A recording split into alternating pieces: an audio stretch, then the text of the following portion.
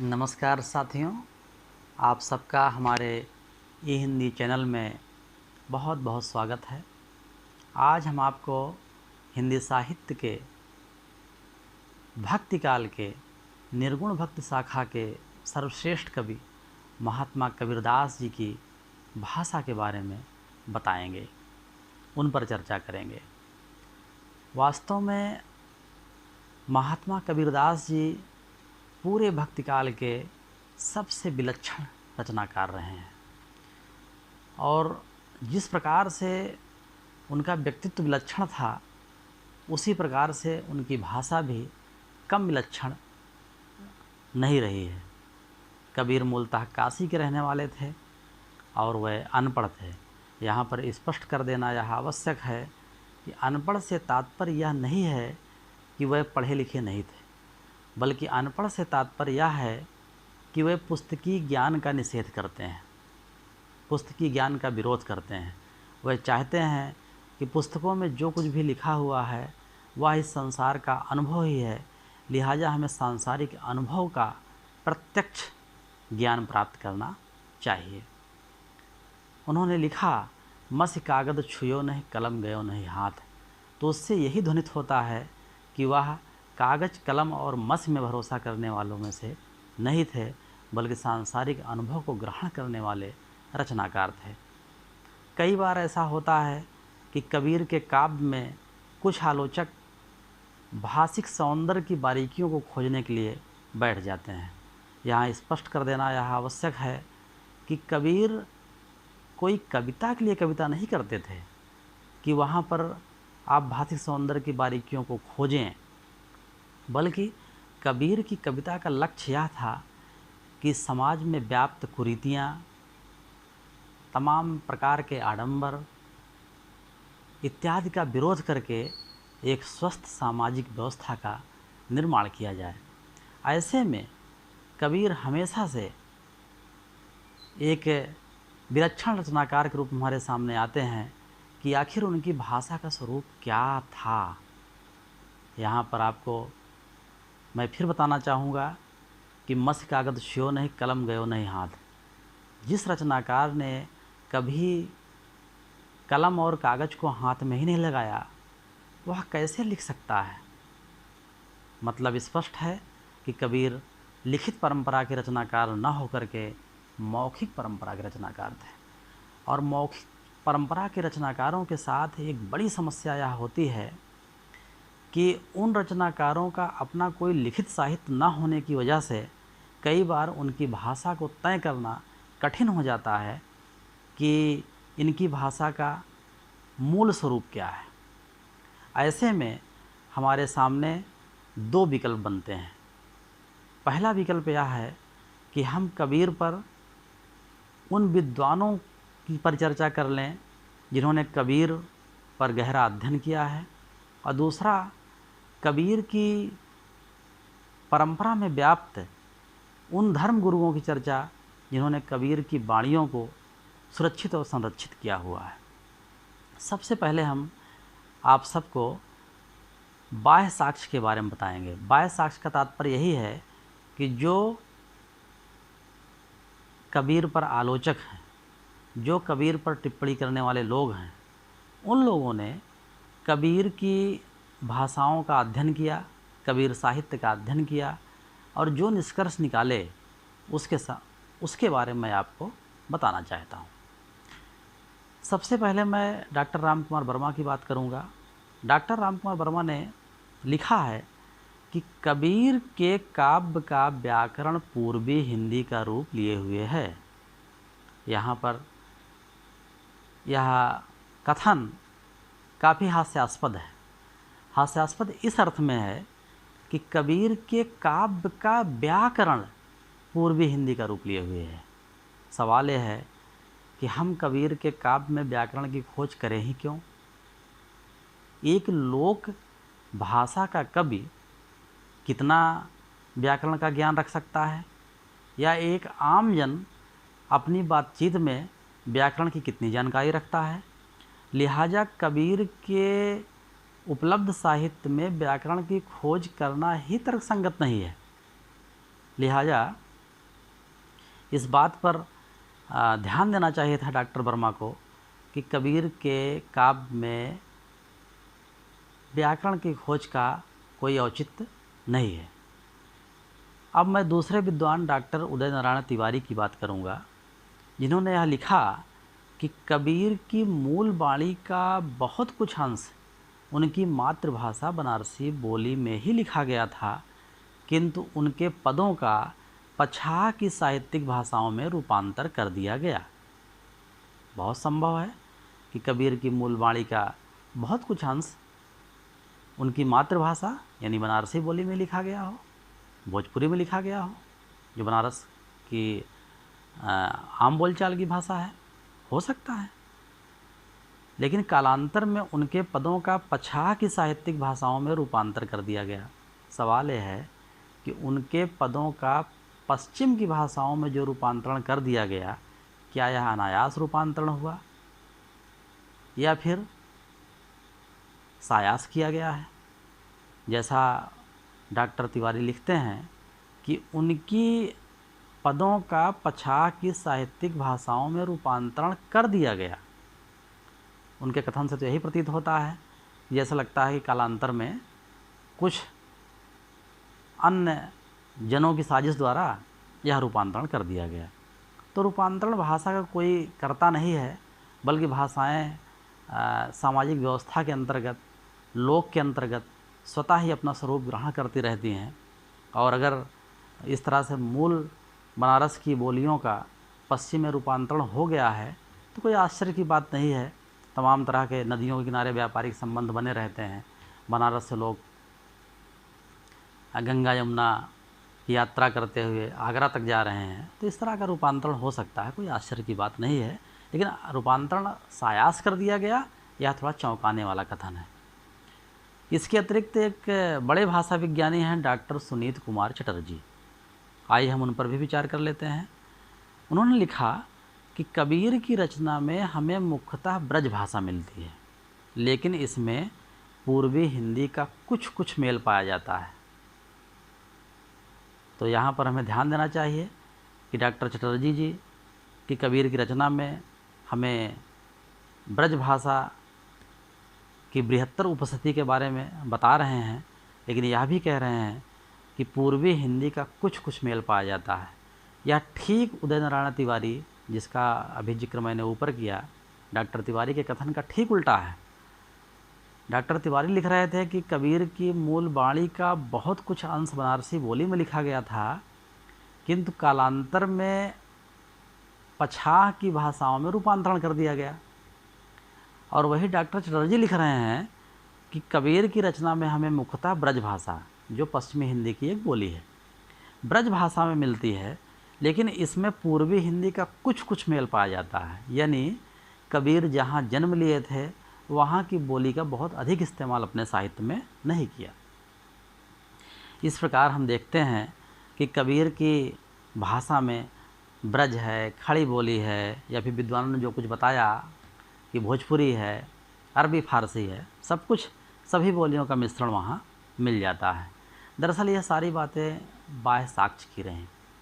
अभी हमने आपसे पूर्व में कहा था कि बाह्य साक्ष्य उन विद्वानों द्वारा दिया गया साक्ष्य है जो यह स्वीकार करते हैं कि कबीर की वाणियों पर भिन्न भिन्न तरह के पाठ उपलब्ध हैं, और उन पाठों के आधार पर अपना निष्कर्ष निकाल देते हैं जिन्होंने कबीर का अध्ययन किया। लेकिन फिर सवाल वही आके फंस जाता है कि आखिर इन लोगों के अध्ययन में इतनी भिन्नता क्यों है। कोई कह रहा है कि मूलतः वो बनारस के रहने वाले थे, मूल बोली उनकी बनारस की है, पछाह की भाषाओं में रूपांतरण कर दिया गया। कोई यह कहता है कि मूल भाषा उनकी ब्रज भाषा है, कुछ कुछ पूर्वी हिंदी का पुट मिलता है। ये काफ़ी हास्यास्पद चीज़ें हैं, कम से कम कबीर के बारे में। अब हम आपको कबीर का एक छंद बताते हैं। वह छंद है कबीर का कि बोली हमरी पूरब की हमें लखई नहीं कोय, हमको तो सोई लखै धुर पूरब का होय। अब यह बात अंतः साक्ष्य की हो गई, क्योंकि कबीर की हम इन पंक्तियों के सहारे अब इस निष्कर्ष पर पहुंचने का प्रयास करेंगे कि कबीर ने किन किन भाषाओं की आत्मस्वीकृति दी है, या किन किन बोलियों की आत्मस्वीकृति उन्होंने दी है कि मैंने इन इन बोलियों का इस्तेमाल किया है। यद्यपि कोई रचनाकार कभी यह नहीं कहता कि मैं इस बोली का इस्तेमाल करूँगा। चूँकि कबीर के बारे में यह एक प्रामाणिक या अप्रामाणिक छंद है जो यह कह देता है कि बोली हमारी पूरब की, हमें लखे नहीं कोय, हमको तो सोई लखे धुर पूरब का होए। अब सवाल यह है कि हमको तो सोई लखे धुर पूरब का होए, यानी हमको वही समझ सकता है जो धुर पूरब का हो। पूरब से तात्पर्य भी यहाँ ये होता है कि पूर्व दशा का होना, यानी जिसका स्वभाव आध्यात्मिक प्रकृति का होगा वही हमें समझ सकता है।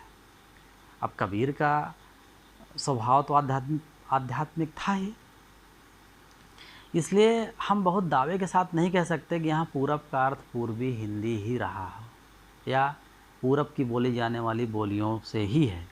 लेकिन अगर दो अर्थ निकल रहे हैं कि पूरब का अर्थ पूर्व दशा से है यानी आध्यात्मिक अनुभव से है, और पूरब का अर्थ पूर्व दशा से है और पूर्वी हिंदी से है, तो दोनों ये भिन्न भिन्न बातें हैं। लिहाजा इससे भी हम किसी निष्कर्ष पर नहीं पहुंच सकते हैं कि कबीर की भाषा का स्वरूप क्या रहा है। कम से कम इतना तो तय है कि कबीर के भाषाओं में तमाम तरह की बोलियों का इस्तेमाल हुआ है, और जो कुछ है हम लोगों के पाठ्यक्रम में पुस्तकें रखी गई हैं या बाबू श्याम सुंदर दास की जो संपादित पुस्तकें हैं कबीर पर या अन्य विद्वानों की जो भी पुस्तकें हैं, उनमें अगर हम देखें तो कुछ छंदों का उल्लेख करना चाहते हैं। जैसे मेरो मन लागो तोह रे, कौन पूत को काको बाप, मेरो काको, इस तरह की बोलियों के शब्द ब्रज भाषा के हैं। इसी प्रकार से आँख हड़ियाँ झाई पड़ी पंथ निहार निहार, जी भड़ियाँ छाला पड़ा राम पुकार पुकार, तो उसमें भी राजस्थानी हिंदी, आँखड़ियाँ जी भड़ियाँ राजस्थानी भाषा के शब्द हैं। पकड़ बिलारी मुर्गा खाएं, यद्यपि उलटबांसी है, उलटबांसी विस्तार से कभी चर्चा की जाएगी, अगले वीडियो में चर्चा की जाएगी कि उलटबांसी क्या है। पकड़ बिलारी मुर्गा खाएं तो अवधी भाषा में कही गई बात है। फूल भल फूलल मालिन भल गाथल, फुलवा बिनस गईल भौरा निरासल, भोजपुरी का भी इस्तेमाल है। इतना ही नहीं, चूँकि ऊपर इस पहले स्पष्ट किया जा चुका है कबीर के बारे में कि वह देश काल और परिस्थिति के अनुसार अपनी भाषा का इस्तेमाल कर रहे थे। जब वो मुसलमानों को संबोधित करते हैं तो उनकी भाषा बिल्कुल अरबी फारसी की ओर झुक जाती है, और लिखते हैं रोज़ा करें नमाज गुजारें कलमा भिसत न होई, सतर काबे एक दिला भीतर जेकर जाने कोई। अब रोज़ा, नमाज, कलमा, इन शब्दों का इस्तेमाल अगर कबीर कर रहे हैं तो हम कैसे कह सकते हैं कबीर की भाषा अवधी है या कबीर की भाषा ब्रज है या कबीर की भाषा भोजपुरी है।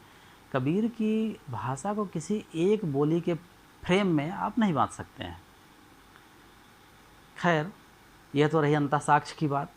अब हम यह बताने का प्रयास करेंगे कि कबीर की भाषा में इतनी बोलियों का मिश्रण आखिर है कैसे। बड़ा सवाल तो यही है कि आखिर कबीर एक भाषा का इस्तेमाल, एक बोली का इस्तेमाल क्यों नहीं कर रहे थे तुलसी या सूर की तरह।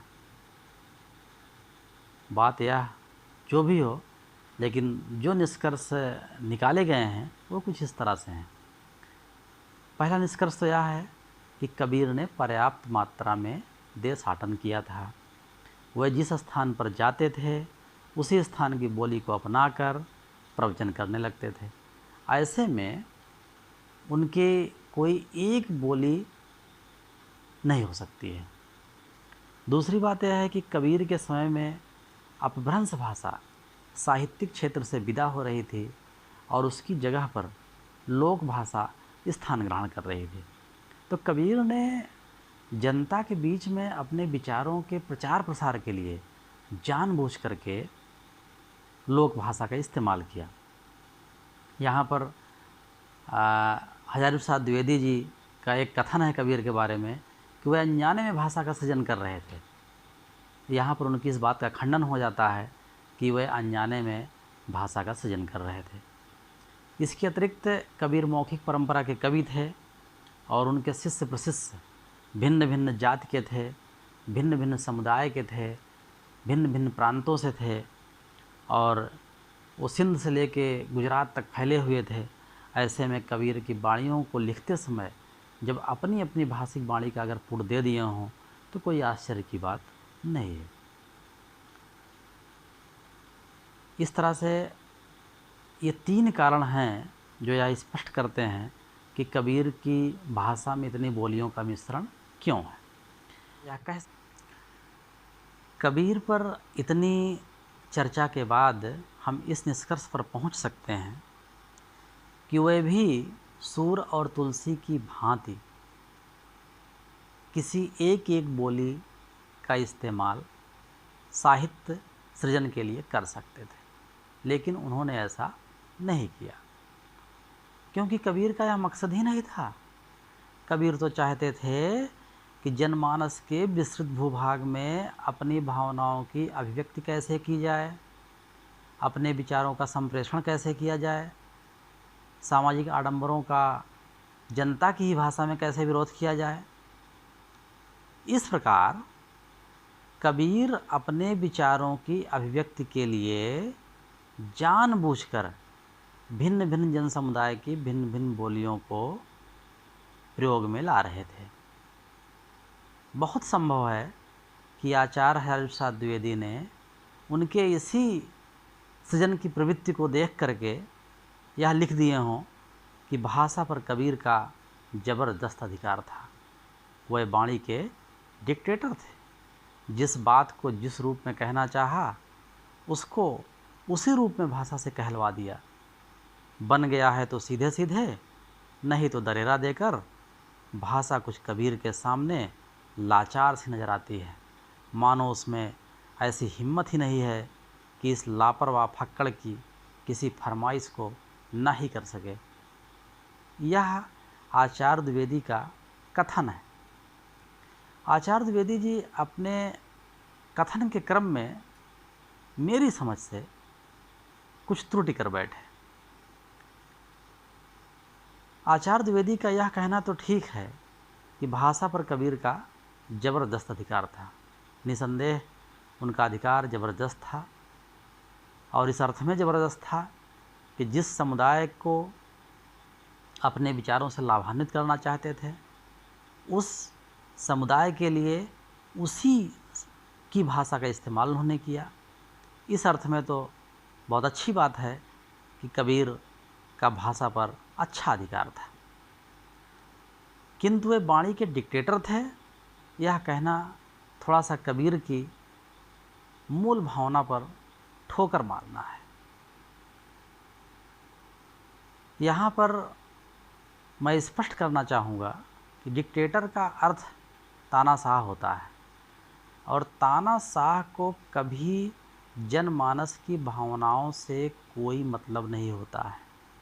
अगर उसे अपने विचारों का प्रचार प्रसार करना है, अपनी भाषा का प्रचार प्रसार करना है, तो वह अपनी ही भाषा में अपने विचार को व्यक्त करेगा। उसको जनता की भाषा से, जनता की बोली से कोई मतलब नहीं है।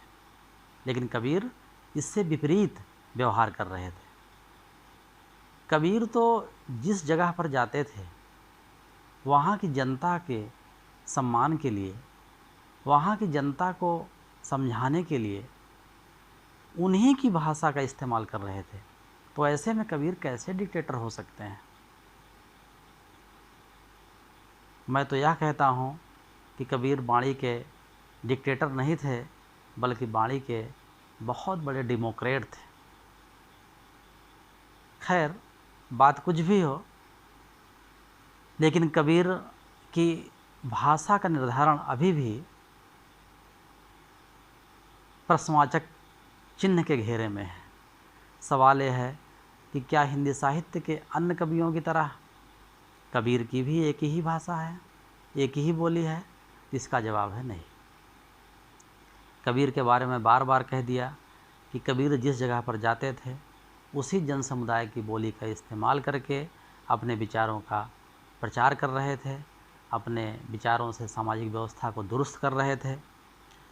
ऐसे में हम बाबू श्याम सुंदर दास के उस कथन को याद करते हुए अपनी बात को समाप्त करते हैं कि कबीर की भाषा का निर्धारण टेढ़ी खीर है। यानी कबीर ने किसी एक भाषा का इस्तेमाल नहीं किया, बल्कि कबीर ने भाषा को उस रूप में इस्तेमाल किया कि क्या उनके विचार जनता तक पहुंच सकते हैं, या क्या उनके विचार जनता की भावनाओं पर खरे उतर रहे हैं। इस दृष्टि से कबीर पर विचार करना चाहिए कि कबीर की भाषाएं कबीर को किस स्तर तक और किस गहराई तक ढोने में सक्षम है। बहुत बहुत धन्यवाद। उम्मीद है कि आपको इस व्याख्यान से पर्याप्त लाभ हुआ होगा। अगर आपको मेरा यह व्याख्यान पसंद आया हो तो आप लाइक करें, मेरे ई हिंदी चैनल को सब्सक्राइब करें और हो सके तो शेयर करें। बहुत बहुत धन्यवाद।